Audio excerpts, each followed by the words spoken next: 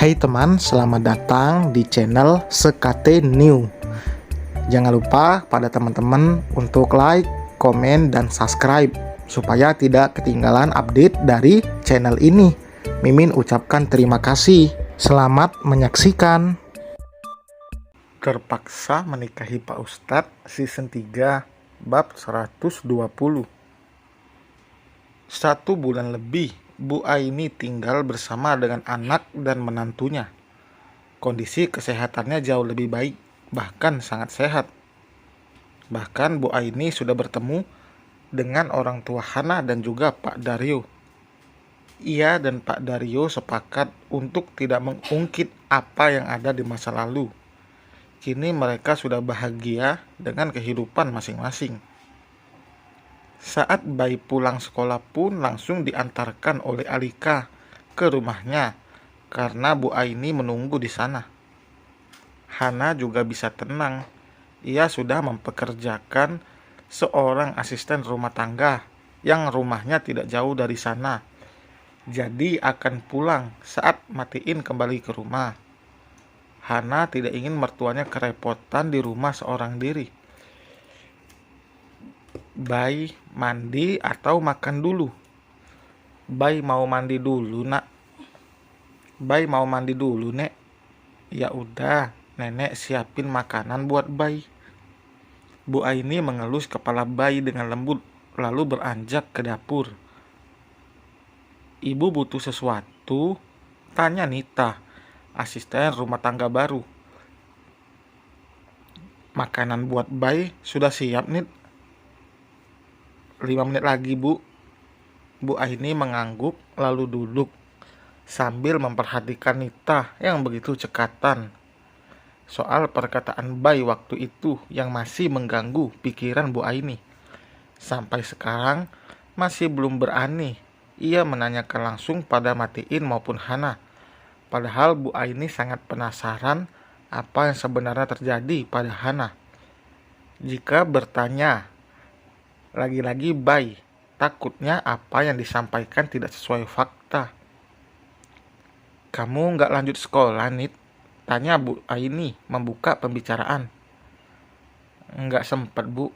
Udah pernah sekolah SMA aja, alhamdulillah. Sekarang fokus ngurusi ibu saya yang lagi sakit. Baru saja awal pembicaraan terdengar deru suara mobil.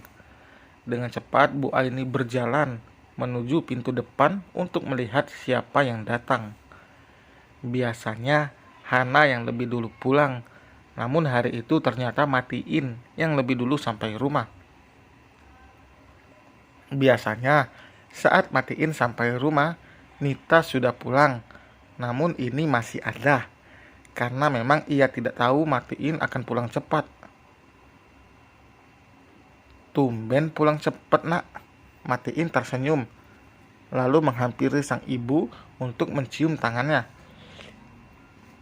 Aku udah janjian sama Hana pulang cepet, soalnya mau ajak bayi sama ibu jalan-jalan. Tapi Hana belum sampai rumah. Iya, mungkin masih di jalan. Tempat kerja kami kan beda jalur.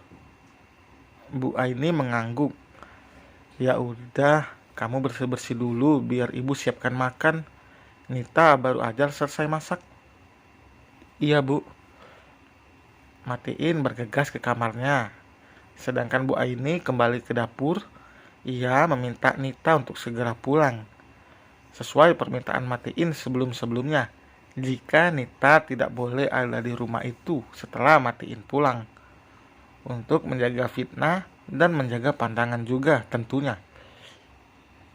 Bu Aini melanjutkan tugas Nita karena hanya memindahkan masakan yang sudah matang di atas piring. Hidupku akan tambah sempurna kalau punya cucu banyak. Aku gak mau nanti Matiin sepertiku yang akan kesulitan di masa tua kalau punya anak hanya satu saja. Bu Aini menyamakan hidupnya dengan Matiin yang jelas sangat berbeda. Terkadang pemikiran orang tua itu sangat sulit dimengerti. Seperti apa yang dipikirkan Bu Aini saat ini. Berpikir Matiin akan hidup menyedihkan jika hanya memiliki satu anak.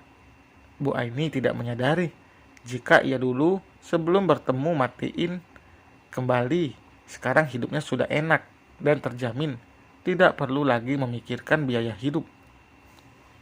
Seharusnya itu saja sudah cukup untuknya, namun ia malah menginginkan yang lebih. Bai menghampiri neneknya yang masih berkutat di dapur. Anak itu sudah terlihat rapi dan wangi karena baru saja mandi. Bai tidak pernah susah saat disuruh untuk mandi, tapi terkadang susah untuk makan. Beda sekali dengan ibunya yang hobi makan. Siapa yang pulang, Nek? Ayah kamu. Kalau ibu kamu masih di jalan, mungkin kena macet. Selang beberapa menit, Matiin keluar dari kamarnya dalam keadaan segar. Namun Hana masih belum pulang juga. Sebelum keluar dari kamar, Matiin juga menghubungi istrinya. Hana mengatakan karena macet panjang, apalagi ini akhir pekan. Ibu sama Bai makan duluan aja. Aku nunggu Hana pulang. Enggak, ibu juga nungguin Hana aja. Bai juga nunggu ibu pulang. Bai mau nunggu sambil lanjut menggambar yang kemarin, ucap Bai lalu berlari ke kamarnya. Bu Aini merasa ini waktu yang tepat membicarakan soal cucu baru. Ia dulu tidak merasakan mengurus Bai saat masih bayi. Padahal saat itu adalah saat lucu-lucunya seorang anak. Kamu gak mau nambah anak lagi? Matiin tersenyum, lalu menggelengkan kepalanya.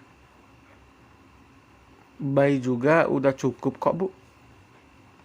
Kalian itu harus punya anak banyak. Apalagi anak-anak bakal tumbuh dewasa cepat atau lambat. Enggak, Bu. Kami memiliki Bai juga udah bersyukur. Bu Aini tidak memaksakan, namun banyak pertanyaan yang muncul di benaknya. Soal Matiin yang tetap kekeh jika cukup dengan satu anak. Bu Aini merasa ada hal yang ditutupi darinya, dan ia harus mencari tahu soal itu. Jika memang Hana tidak bisa memberikan anak pada Matiin, maka Bu Aini akan memberikan jalan lain agar Matiin bisa memiliki anak. Matiin bicara tanpa mengatakan kekurangan istrinya. Ia menutupi semua itu karena ingin menghindari pandangan buruk Bu Aini pada Hana. Karena Hana yang tidak bisa lagi mendapatkan anak dari rahimnya sendiri yang sudah diangkat itu. Beruntungnya Hana mendapatkan Matiin yang tidak pernah sekalipun membuka kelemahannya, membicarakannya pada orang lain termasuk ibunya sendiri. Matiin tidak membohongi Bu Aini. Ia hanya tidak mengatakan alasannya, karena mengatakan tidak ingin memiliki anak itu. Hana pulang membawakan kue cubit untuk ibu mertuanya. Tadi pagi Bu Aini memang tidak mengatakan pada Hana, namun ia bergumam dan Hana mendengarnya. Kurang baik apa menantu satu ini? Ia sangat peka dan perhatian pada mertuanya. Aku gak tahu ibu sukanya rasa apa, jadi aku campur aja rasanya, jelas Hana. Makasih ya, padahal ibu gak bilang loh. Kenapa kamu tahu ibu pengen kue cubit? Kita kan satu hati, Bu. Jadi aku tahu ibu mau makan apa, gurau Hana. Apakah Bu Aini akan tega menghancurkan kebahagiaan anak dan menantunya hanya karena keinginan untuk memiliki cucu yang banyak? Sebagai seorang ibu memang wajar meminta anaknya memberikan cucu yang banyak. Namun Bu Aini harus tahu batasan. Seharusnya saat Matiin bilang cukup satu anak, Bu Aini mengerti dan tidak ngotot dengan keinginannya itu. Meski ia sudah terlihat berubah, namun masih ada saja sifat dari masa lalunya yang dibawa sampai sekarang. Keras kepala dan mementingkan apa yang diinginkannya. tanpa peduli perasaan orang lain seperti apa. Sudah dipastikan Matiin tidak akan menerima apapun saran dari Bu Aini nantinya.